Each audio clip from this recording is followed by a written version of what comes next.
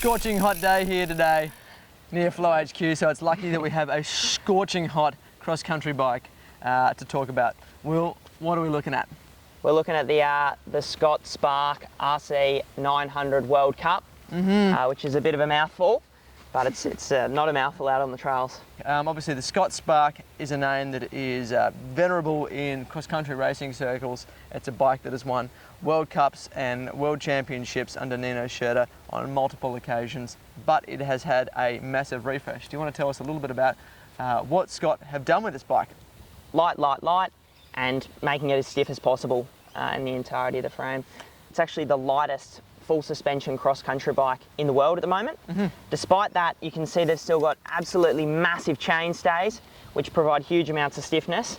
Some other really cool changes that we've seen is they've gone from quite a complicated layout to sort of secure the rear wheel, which included lots of different fiddly pieces. They've moved it to a really simple system, cleans the whole operation up and makes it lighter and stiffer at the same time. Crazy wide main pivot. That junction where the bottom bracket and shock mount is looks like something you would have found on a giant Glory from a few years ago. It's massive. Yeah, huge amounts of stiffness, and as you said, it's super impressive that the frame is so light, but it's a beast of a bike. Totally. Now, Scott have absolutely gone bananas this year in terms of the number of variants of the Spark that they offer. Obviously, it's been a very successful platform for them, and they've gone, yippee, let's get on board with Sparks galore. So you can get Sparks in more versions than there are seasons of home and away. It's unbelievable. There are 29 and 275 plus 275 plus options. Well, there we go, that's a trap. In all kinds of models of the Spark. Obviously, this is just about the most racy of all the options that are available. This is the second bike in the range. It's hard to believe looking at it. It's a glorious bike, but this is the second bike in the range for them, and it's balls to the wall cross-country racing. This one, you are, unless you've got the shaved legs and the podium intentions, it's probably not the right bike. Definitely, yeah. If you're after something that's more trail focused, there are plenty of other options in the Spark range, some of which have 120 mils travel front and rear, some of which, as I said before, have plus size tyres, dropper posts, wider bars and the like. I guess it's kind of cool though, it does show you that the platform is quite an adaptable one, and that the Spark can be kitted out to do a lot of different things. This is the World Cup variant, which sits one below the SL model, which is the lightest full suspension bike in the world. Super light. Super light. It's under 9 kilos, I believe, for a full bike, which is entering road bike territory. I cut off more hair than that when I had my last haircut. That's incredible. So this one here, it comes with the top of the line frame, which is fully carbon throughout. It's got the Fox Performance suspension, which some people might see as, you know. I've got to say, that struck me as a bit of a surprise. I mean, this is not an inexpensive bike. I would have thought we'd see factory suspension. Did you have any issues with it? I mean, what are your thoughts on the performance damper versus the factory? I was super impressed. Whether or not on a $9,500 bike you should be getting factory suspension is a discussion for another day.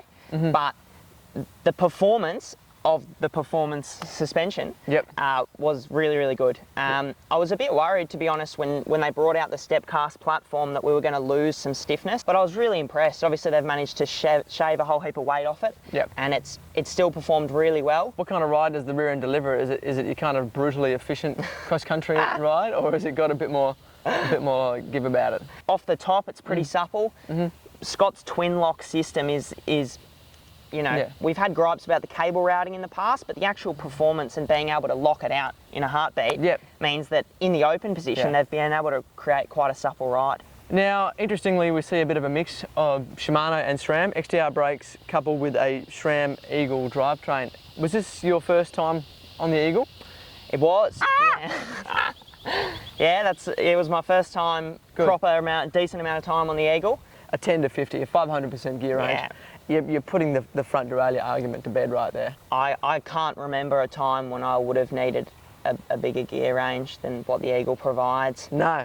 One thing I do particularly like with this bike is that they've got a little chain guide on there too, which I think is very cool. I mean, if you're racing The last thing that what you want to be worrying about is dropping a chain. Yeah. And as good as the chain retention is on the all the new SRAM stuff and all the new Shimano stuff, it's nice to have that little bit of peace of mind. Syncross wheels.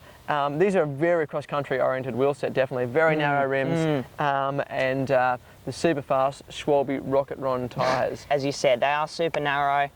It sort of makes the Rocket Rons pretty bulbous, but they were good. Yep. We didn't have any issues with them going out of true, and some of the trails around Flow HQ are not exactly cross-country trails. Now, we did touch briefly on it before, the twin lock system. Our experience has always been with twin lock that the performance benefits that it brings to the ride far outstrip any concerns you might have about cluttering things up. One thing we should really give Scott thumbs up for is they've actually integrated the twin lock with the Synchros grip. Oh. So it's sitting... Isn't that neat? Yeah, integration. Also decluttered the actual cabling assembly. So it enters up here and it comes out very, very, very close to the shock. So I can barely even see that. Yeah, you wouldn't even notice it. And the performance for this style of riding is phenomenal. Now, the way that this bike rides, obviously we're looking at an absolute cross-country razor here. How did you find it out on the trails? So, as you said, razor is probably a great word, to be honest. It's sharp. Yep. You really need to be switched on. I think with a lot of bikes these days, you can sort of get into autopilot mode. Yep. And with this bike, you really need to have a really good idea about what you're doing. You've really got to be careful to make sure you know where those limits are. Climbing performance? Obviously that's something that a lot of people are going to be buying this bike with that in mind. Sublime. Yep. So I think once again here there's a combination of a couple of elements. Yep. The position that it puts you in, the twin lock system, just as you commented on before, having it fully open for the descents is awesome, and then just having that ability to fine tune how the bike rides, it makes it a rocket up the climbs if you're willing to put in. So, Will, we're obviously quite frothy overall on the performance of this bike. Did you have any gripes or other areas that you would like to see changes made? Well, it's not a gripe, but an area that perhaps we'd like to see more of is dropper posts on the cross-country bikes. We're seeing brands like Specialized come out with their own dropper posts specifically for cross-country use. KS. You were saying before Absalon. Yep, Absalon in the World and Dan Cup. McConnell, both using dropper posts on their XC race machines. And I mean, I guess it does. It certainly broadens the range of use for a cross-country race bike. To some degree, allowing you to have a bit more fun and perhaps spend a little bit less time on your face. Where is this bike going to be most comfortable? Firstly, if racing is your ticket and you're happy to put up with a bike that perhaps isn't going to give you that range of ability in terms of more technical terrain, you can't go past it. Similarly, if you lived somewhere like Canberra and you rode lots of smooth trails all the time, you were riding Stromlo, you were riding Cohen. Exactly, the pine forests, this would be an awesome bike. You could knock over the Ks easily. But definitely. Anywhere where it's a bit more technical, a bit steeper, perhaps rockier. Yeah, look at some of the other models of the Spark then. Yeah. And so, to wrap up, please, Will.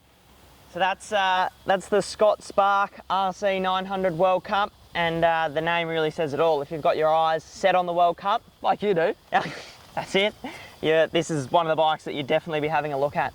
Definitely. And for the full wrap-up, photos, in-depth written review, be sure to head to flowmountainbike.com. You'll find it all there, along with a lot more. Much, much more.